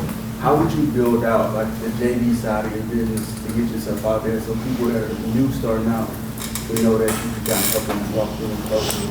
So you're saying you have experience, but yeah, just say, make those conversations with the people in this room and say, hey, look, y'all want to meet at Starbucks every Thursday at 5 o'clock? 5 people. And be upfront with them. Say, look, I don't mind teaching you, but the price for that is, and it's not really teaching. I don't mind showing you what I know, but the price is, we'll work together on some deals. That'll be my compensation. And one of the things that we're doing in our program is we're forcing the people in our program to document what they're doing on social media. I'm actually going to be doing an event where we're talking about social media and how to leverage social media, right? There's two types of people in this room, people that use social media for fun and people that use social media for business and make money off of it, right? So, I used to use it for fun. Used to use it for fun. Now it's a chore, but it's a chore that pays, right? So, you know, I would just post me going into an abandoned building, right? I would like literally carry my phone like this on the side while I'm talking with the seller, right? And just record it, right? And then people just started seeing, oh wow, he's not just talking about going and talking with sellers. He's actually out there talking, you know, doing it. And then people started coming to you, hey, I got this deal. Now, just be mindful when you start doing this, you'll get a lot of trash deals, right? People are going to be blowing you up with stuff with like $2 in equity. Like, I can't do nothing with this. But it's a good way of quickly learning how to sift through a whole bunch of data, right? But like for every 30 or so, one might hit. And if you could keep doing that, right, it adds up. Who had a hand up back there? Somebody? I see you, but all right, good. Nobody else got no questions? We got a couple questions there. Oh, I didn't see it. I'm sorry, I didn't see that. He got old eyes. Oh, okay, yeah, he got old eyes. Can't barely see. Go ahead. Do you know the process? I was talking to an attorney when I was out in California at an event. I was talking about a blind HUD statement, where they don't put on there your assignment fee, so you don't have to double close. Yeah, and I don't. Just get away from that and just be set. You can do it. It's called blind HUD, where there's an A side of the HUD, the B side of the HUD. Yeah. It's just that your assignment's on the other side with the buyer. So it's not that it's not on there. It's just on the other side. Okay. Yeah. Everything has to be disclosed. Yeah, 100% be disclosed. Just set the expectation with the seller. You'll never have to worry about that. And then finding a good attorney that. So again, like we don't just interview sellers. We interview buyers and we interview attorneys. Been through many of them. So my attorney will say, okay, well, me and him sitting next to each other. He's the seller, you're the buyer. Okay, this is your amount. This is what they said they was going to give you. This is what came out in taxes. He doesn't say numbers, right? He's not telling them. He's like, oh, you know, you're paying, you know, $73,000. And they're like, hold on, we only getting 50. Yeah, that was the point. Yeah. But you just gotta interview that type of attorney to figure out, you know. Like you don't have to tell them what I'm making. Exactly. It's right there. You can read it. Yeah. And then, sorry, yes, ma'am, you had a question. Yeah, just a general question. How do you guys ensure safety when you guys go out to these You really want to know? You really want to know? You really want to know? I mean, okay, that's what I was just wondering. And have you ever had a situation where it's like a bait and switch where someone says, yeah, I want to buy a property, but you just never know. Maybe they just want to have you. Who knows? I'm just wondering how you guys ensure safety. The girls talking about missing in Atlanta. I'm a big proponent of the Second Amendment. I carry a gun at all times. Yeah. Yep. You know. I just went on one by myself and I had never met the buyer or the homeowner or the tenant. Yeah. I carry and then I text someone to Someone let them know. Yeah. Yeah. Got to stay strapped. It's actually a very good question because we have a lot of, and it's not just a ladies' question. Like guys, sometimes we have this ego, right? Oh, you get pimp slapped too, guys. Oh, for sure, it hurts. It hurts. So being aware, I had an instance. I was in the Bluffs, right? I know the Bluffs area, and I was actually taking a one-on-one client. I was showing them how to, you know. He said, by yourself? Well, I was taking some clients there. So y'all know he's former SWAT. So he probably carrying 3 guns. But here's the thing: is that you just have to be observant, right? So I noticed, I've seen this before, right? This setup before. Now all of a sudden, someone's coming down on the bike on a cell phone, and I'm like, all right, I know what's happening. And all of a sudden, 2 more people pop up down here. 2 more people pop up down here. I wish Crystal was here. She would tell you. It was her and her boyfriend. I'm like, yo, no, let's get in the car. Get in the car right now. So you just have to be observant of what's going on, and then. I'll be honest, I do some stupid stuff sometimes. You don't have to go in every single house, right? You don't have to go in every, especially if you feel uncomfortable with it. If you don't feel comfortable with it, don't do it. This wholesaling thing is not worth the life. Bring a friend with you. When I was in the military, a buddy system as well. It's hard to kidnap two people. So at least somebody there to, at least one of you, the fastest one's gonna get away. But at least, no, seriously, at least you do have somebody. If you have a contractor friend, always try to bring a contractor friend. But no, seriously, everybody should go out and get that gun safety class and purchase a firearm. You're talking on the phone with someone, keep a little earpiece in, they can't hear it. Right? There's a lot of things you can do. I think. I'm still stuck on the brokerage question, simply because I am giving my business to a realtor for a small marketing fee, but I'm prepared for the test. And I'm just more worried about the brokerage fee. How did you negotiate the no fee thing? No, I'm not a broker. How did you negotiate with your brokerage that you weren't going to pay them for any wholesale deals? Oh, I just told them, listen, if I'm from a real estate agent, right? So as a real estate agent, am I allowed to work at McDonald's? Yeah, right?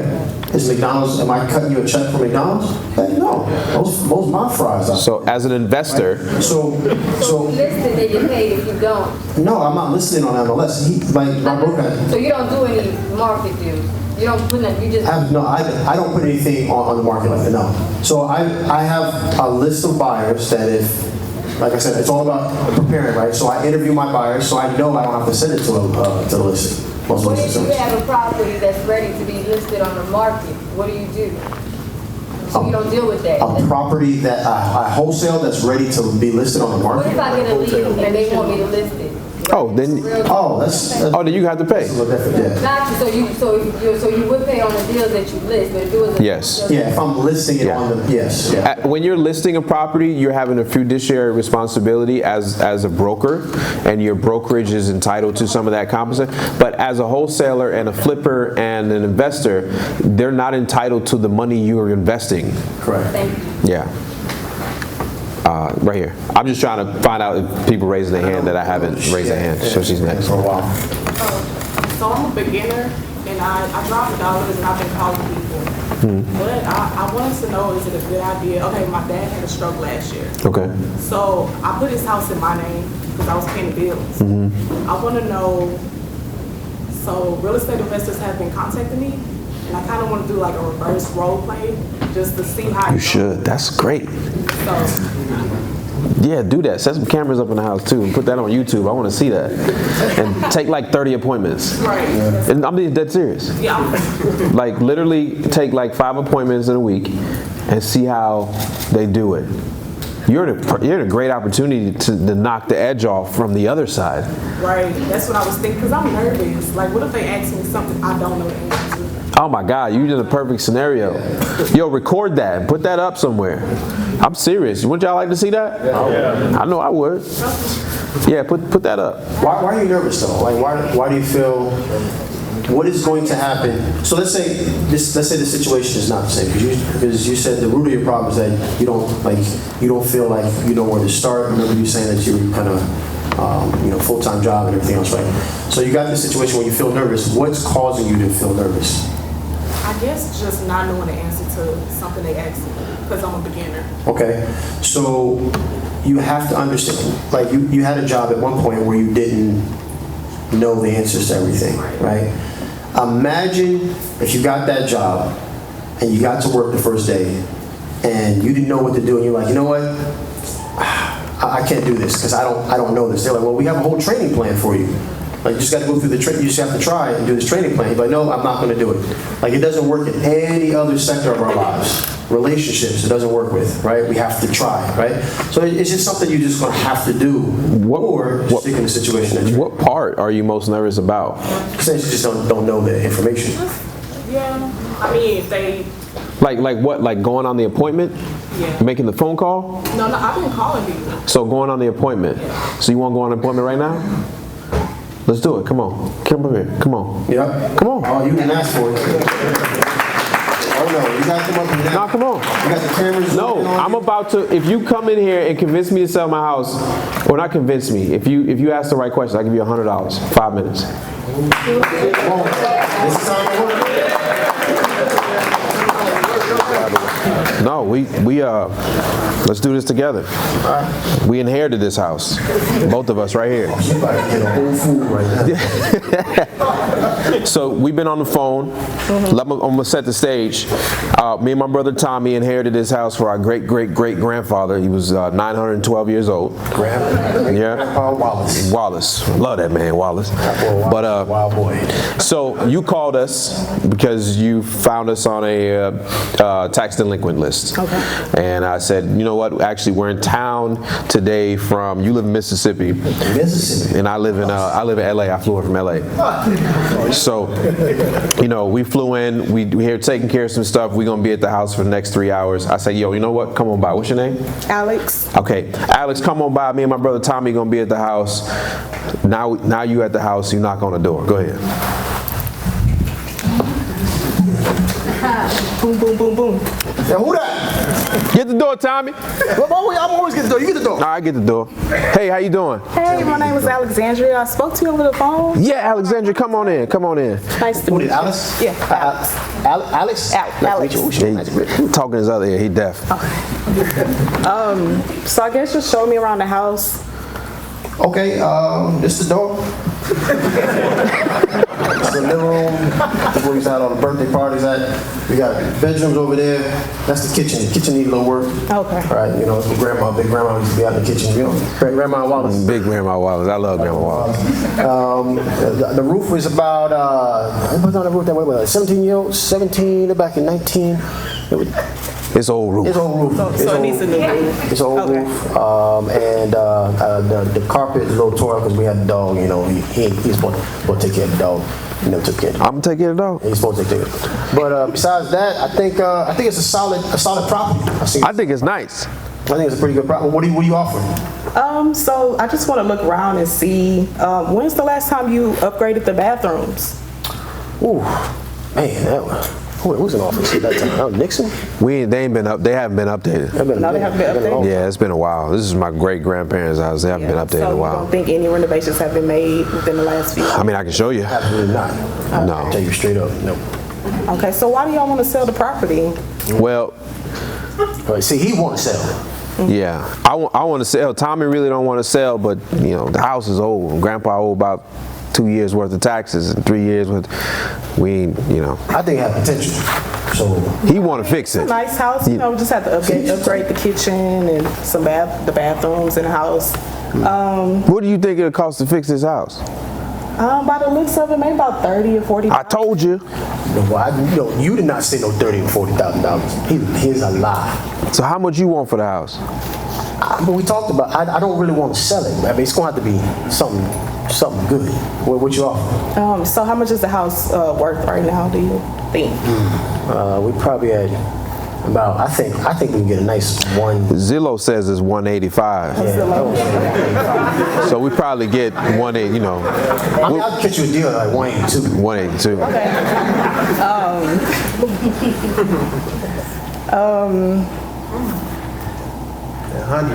Kind of stuck. Okay, you kind of stuck. I don't know what that means. You want to buy the house or not? So do y'all still owe on the house? Do you have a loan on the house, or y'all own it? No, it's free and clear. Free, yeah. Free and clear, you just owe. Some taxes on it. We did put it up for that time you got locked up, but Yeah. I think we paid that off. Okay, and are there any liens on the house? I mean, we got that tax lien. How much do we owe on that tax? About $6,000. 6,000 something. 6,000. Yeah. Okay. So I guess I would have to crunch my numbers, but depending on how much the taxes are that are due on the house, and plus the renovations for the bathroom and the kitchen, then we can How much see you if we think can that's come up. gonna be? So the renovation might be 30 or 40,000. I have to get a contractor to come out to look around. Okay. To get a precise number, and then I could get back with you guys. So how does work? Cause you know, I live in LA. My brother lived down in Mississippi. Come back and forth. These legs, I got this hip. This hip. They're gonna make it back up from Biloxi. Right. So I mean, I could contact both of you guys. Yeah, so I mean, like, listen, we don't want to be driving back and forth. Right. You know, he's looking for a good price on the house. Is there you can't give us a number right now on what you want to, Because this probably about, we're gonna be here for another 2 hours. There's like 3 more guys coming to look at the house. You know, I just kind of want to get this over with. You give me a good price, we do it in a day. Okay. So would you guys be splitting the money? Shoot, I'm trying to get as much as I can. Yeah, we probably gonna split it.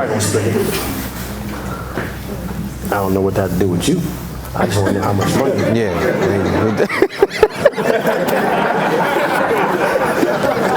It's our money. All right. I mean, I can come up with a number today and give you guys a call back and let you know. Okay, all right, but we got 2 other people. 2 other people, or 2? 2 people. 2 other people coming. Okay. I can give you a call back maybe within 30 minutes. All right, I suggest you do what you got to do quickly. Okay. All right. All right, thank you. All right, so give a round of applause. So let me give my $100. Good job for coming up here. But you ain't done yet. Here's $100. You ain't leaving yet. So, what do you think is some of the problems that she ran into?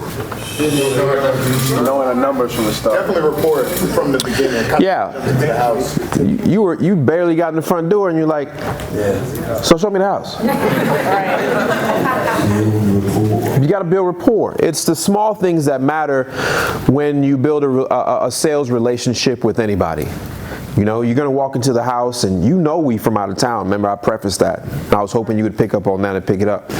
You ask questions, hey, where you from? Oh, I live in LA. Oh, LA is gorgeous. I've been out there one time. Or, hey, I've never been to LA. I'd love to get out of LA. What part of LA you living in? You know, these things to start talking about everything else except for exactly the property at the point in time. You know,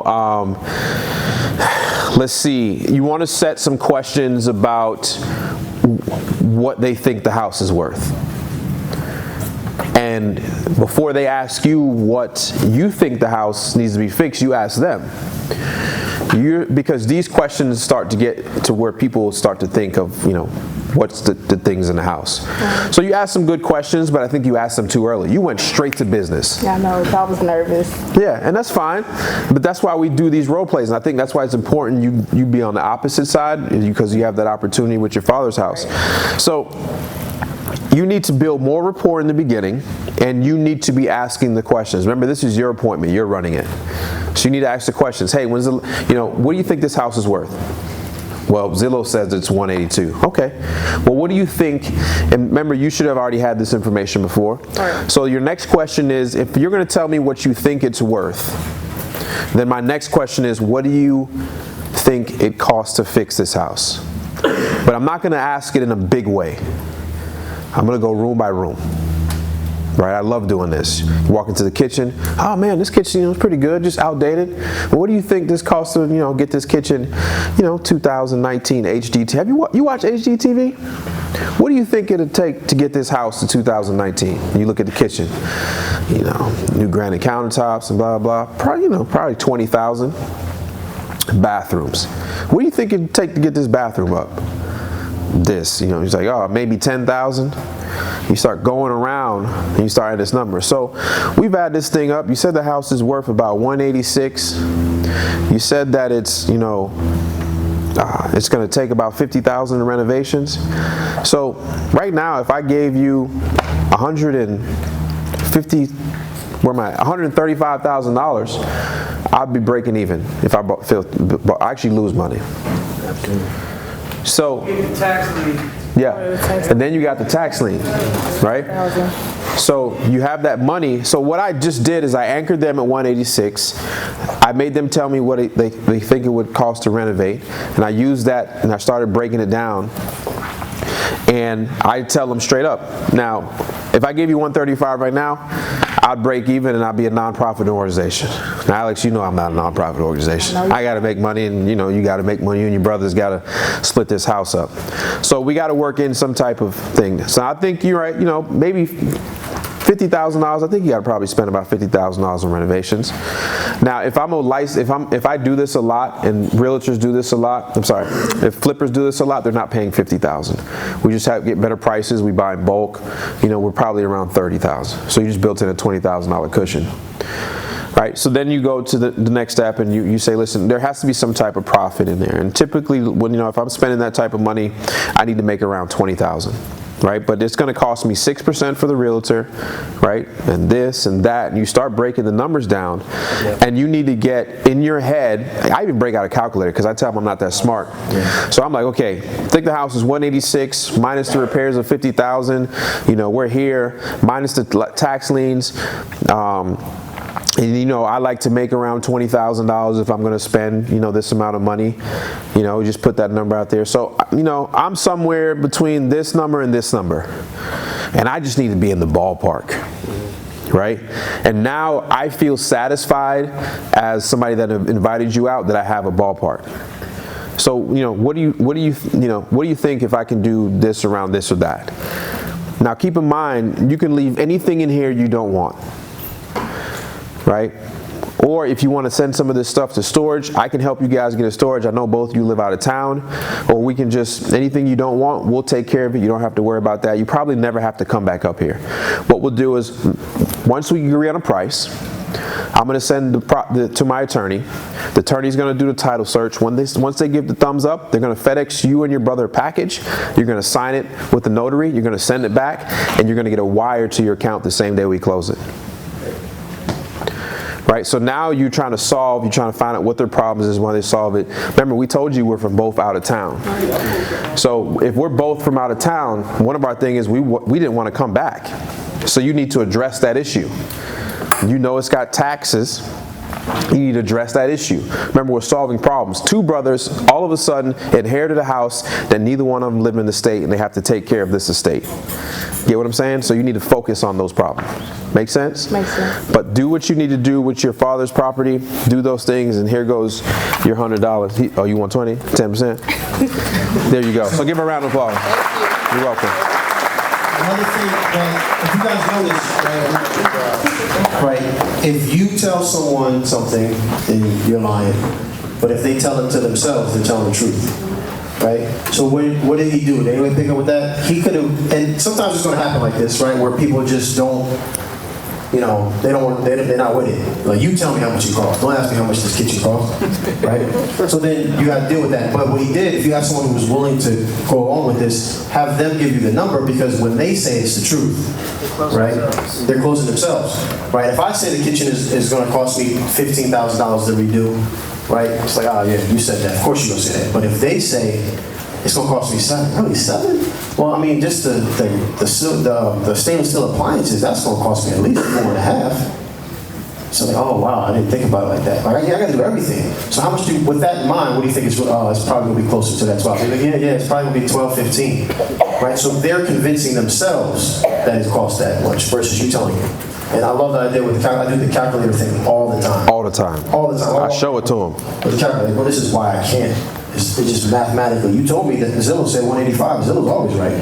Like, you told me 185. There's no way I can do this. Because they close themselves. Yeah. And it's just, you can never convince somebody to sell a property. That's not what we're doing. The two brothers had a problem. We want to solve it. And you want to tell them straight up, listen, we're investors, and we do this to make a profit. This is how we feed our family. It's very simple. But everybody understands everybody got to work and make a living. Yes, sir. I just wanted to add, one of the things that I think helps to overcome that initial nervousness is to really focus on the fact that you are solving a problem, or when you're going in there, you're thinking of all the questions you're going to ask and all that. Just have a conversation. Just have a conversation. Just focus on, okay, I'm here to figure out how I can be a value add to this person. And I think secondly is Ginkgo biloba, bro. It helps. Ginkgo biloba. I need some of that, whatever that is. It's just focusing on solving. Yeah, so change this conversation about how much things cost to what they're going to do with it. Like, get them thinking they got that money. Envisioning what they're going to do with the $50,000. So no longer we're talking about $50,000. Now we're talking about that brand new F-150 pickup truck they're going to buy with $50,000. And I always like to give permission to a seller that they can say no. like as soon as I step into the property. I think you and I have a YouTube video where we've done that. You literally walk in and you're like, listen, you know, I buy around 6 or 7 houses a month, and unfortunately every deal I go on is not a deal, or not a property I can buy. So, after we do all this and we can't come to a good number, listen, you won't hurt my feelings saying no, and we can still be friends and move on. Because that then gives them permission to tell you no, and it also lets them know you're not desperate. And you're only here if it makes sense for everybody involved. And so I pick up on like a lot of the things. I'm not just listening to what he's saying.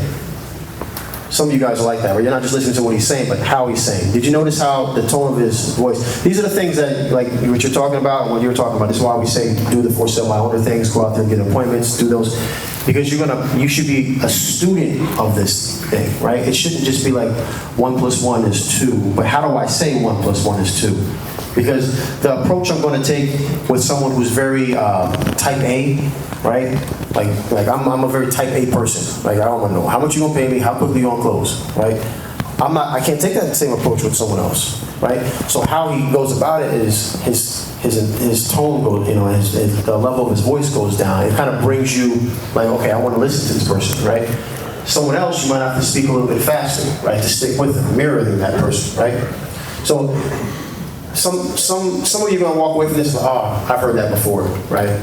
But these are little things that are gonna make you 1% and 2% better, right? And that's really at the point where I'm at, where he's at. We're just trying to. LeBron James is not going to get 50% better, right? But he spends $1 million a year on his body just to get 1% to 2% better at this. Tom Brady's another one. If you ever watch his story, he spends a lot of money.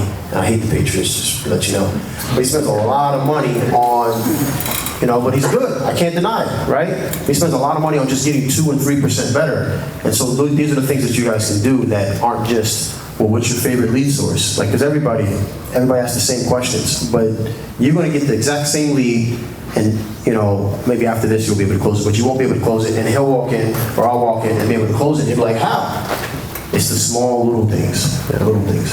Absolutely. So how many of you in here believe that you can be successful in real estate and in investing, right? I didn't see everybody's hands go up, but one of the things that is important, even though we can sit up here all day, I can tell you how to do this business from A to Z. You can join every mastermind, you can watch every YouTube video, you can go to every conference you want. One thing that is very important is to change your mindset as an individual. Right? You guys know what I'm talking about? Like being ready and being prepared and believing what you're seeing and what you're doing is the right thing and that it's actually possible. It's actually like more important than the actual information on how to do this. So I challenge everybody to do something that they don't do every day, whether it's wake up in the morning and do 10 minutes or 5 minutes of complete silence and meditation and plan out your day. Wake up and read 10 pages out of a book every single day. Do something different that you haven't done just to start challenging your mindset. And I promise you, that is one of the biggest things that's happened to me in the last 3 years that take me from having no money to a multimillionaire, just because I start to change my mindset and I know that things are possible, this is possible, and that the last 30 years of my life didn't have to depict what the next 30 years look like. Right? So it's possible for every single person in this room. I think we about wrap this thing up. Yeah. I'm getting tired. I love that. So I appreciate you guys coming out at last notice. Please exchange information with people up here. Create a community of people that can do this together. You guys go to Starbucks, hang out at your local, meetup or something like that, and be collaborative with each other. Nice to meet you, bro. You too, brother. Appreciate you, man. I just listened to you on Bigger Pockets and a couple other podcasts. I appreciate that, man. Appreciate that. I better looking healthy, bro. It took me a while to get that one. Yeah, but you do it, man. Appreciate you coming out, man. Keep doing your thing. Absolutely, man. Nice to meet you, brother. Yeah, man. I do driving for $1. I use a J machine app and I skip trace a couple on it. So now I'm scared of cold call. Because of I heard some YouTube video. They said if you have an accent, like I'm from Haiti, so I feel like my accent, Nah, man. I know I got friends from Pakistan, from all over the place, from Vietnam. They do it, bro. Especially like you live in Atlanta, like it's a melting pot of people. Like you probably, you know, yeah. Don't allow that and use that as an excuse. Don't listen to that stuff. Make that calls and make yourself relatable. Like, yeah, I live in Atlanta. I know, down on blah blah blah blah. Know some landmarks, and you'll be fine. Yeah, man. Be good, man. Thank you.